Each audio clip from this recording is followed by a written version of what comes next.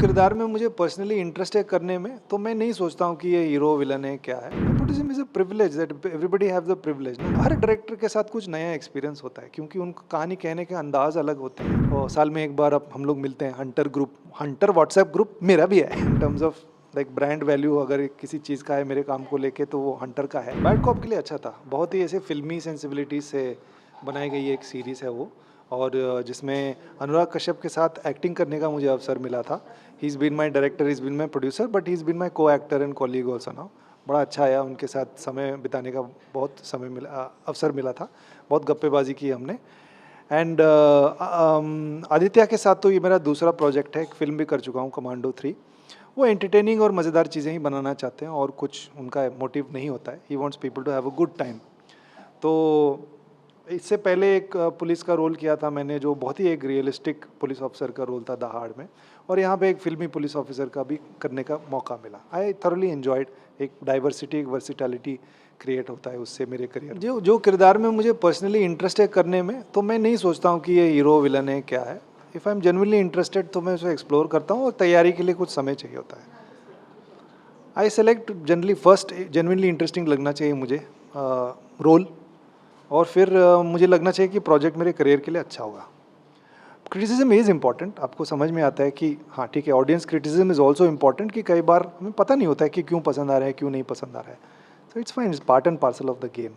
कुछ जितना ज़रूरी है उतना मैं पढ़ के लेता हूँ, जो ज़रूरी नहीं है मैं छोड़ देता हूँ। ये फालतू का क्रिटिसिज्म सब मैं छोड़ देता हूँ, मैं ध्यान ही नहीं देता उसके ऊपर। Nepotism is a privilege that everybody have the privilege ना। जैसे मेरा प्रिविलेज क्या था कि मैं प्राइवेट स्कूल में पढ़ा। मेरे माँ बाप का घर मेरे पैसे से नहीं चल रहा है अभी भी। कभी भी मैं इकलौता बच्चा हूँ ना, मेरे बाप ने, हमारी माँ काफ़ी बीमार रहती है, कभी ये नहीं बोला कि मत जाओ, हमारा क्या होगा, रहो, हमारा ख्याल कौन रखेगा, कभी नहीं कहा उन्होंने। ये मेरा प्रिविलेज है, उन्होंने मुझे करने दिया जो मुझे करना था। और कुछ लोगों के पास प्रिविलेज होता है कि उनके पास एक्सेस होता है, उनके पास नॉलेज होता है कि ये इंडस्ट्री कैसे काम करता है, तौर तरीके क्या हैं, इसके बिजनेस के, थिएट्रिकल रिलीज़ का बिजनेस मॉडल क्या है, इसकी समझ होती है उनके पास। पीआर कैसे वर्क करता है, परसेप्शंस कितना इंपॉर्टेंट है, क्या है सिस्टम अवार्ड फंक्शंस का, ये सब का, हर चीज़ का, ये पहले से उनको पता होता है क्योंकि इसी माहौल में पले बड़े हैं।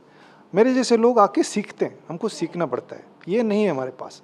ये और वो एक्सेसिबिलिटी, ये छोड़ के और कुछ नहीं है। बाकी आपको साबित करना पड़ेगा, बाकी आपको साबित करना पड़ेगा। आपको जितने भी, कभी कभी कुछ लोगों को लगता है कि ज़रूरत से ज़्यादा अपॉर्चुनिटीज़ दे रहे हैं, ये वो है, ये तो आप फजूल की बातें हैं।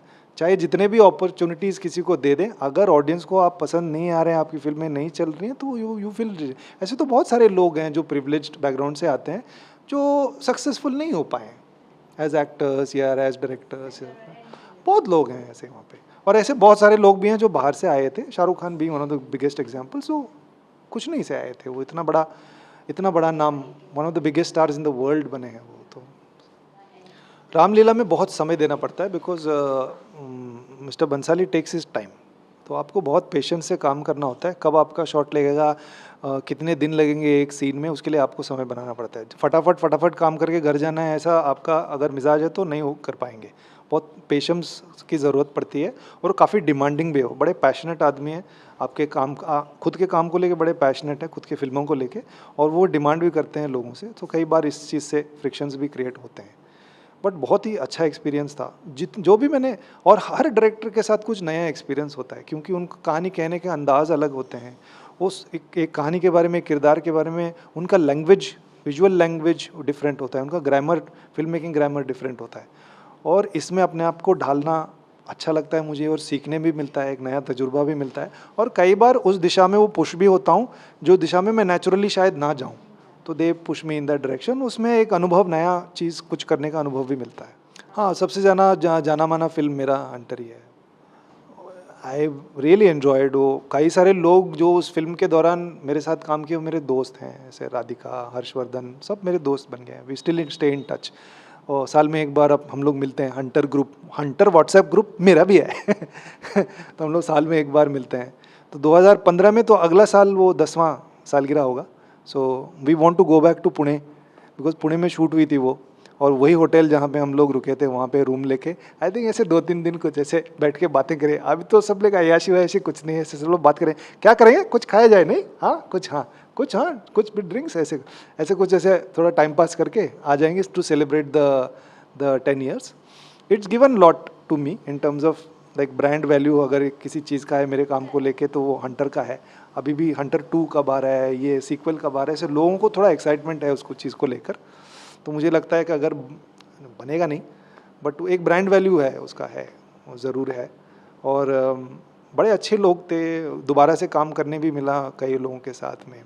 It was a wonderful process. 2 दिन शूटिंग रुक गई थी जब बाड़ा साहब गुजर गए थे, but apart from that it was a wonderful process.